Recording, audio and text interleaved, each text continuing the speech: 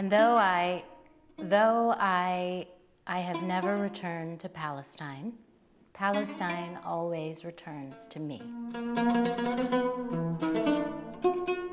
It's not a political subject at all.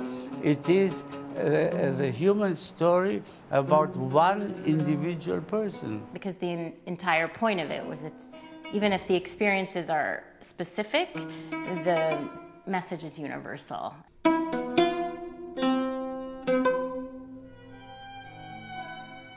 Edward Said's daughter wrote a book, a kind of autobiography, with a very important accent as to what is difficult about being a Palestinian in exile in the United States. And I thought it would be wonderful to do as a dramatic scene for singer and orchestra.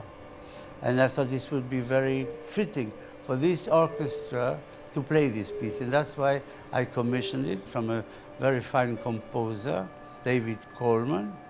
What would take maybe 30 seconds to say in dramatic theatre, in opera, will take, could take up to 4 minutes. So I had to reduce the text a lot.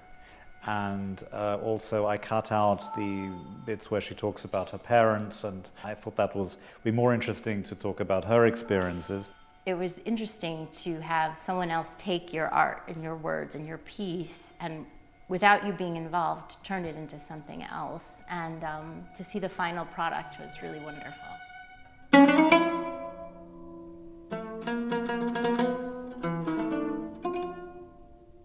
I am actually the voice of Najla, but I prefer to say it's actually a very universal voice about looking for our own identity. It is actually like a long sort of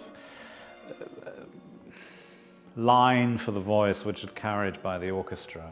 I can play so much colors with this text and with this music. It's actually very diverse and really deep and really fragile at the same time. Well, the orchestra has different groups in it. There are 2 harps. They are tuned a quarter tone apart. That relates to the Arabic lute, which also works with quarter tones.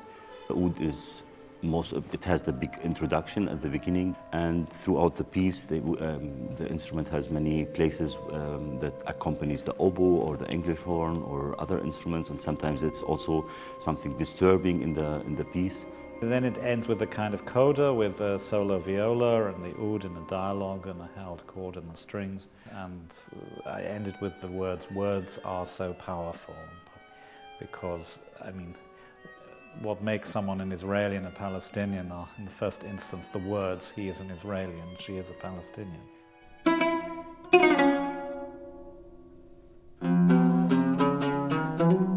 It doesn't matter where you're from. If you share music, or you share theater, or you share art in some way, you're connecting with another person. How can you call that political?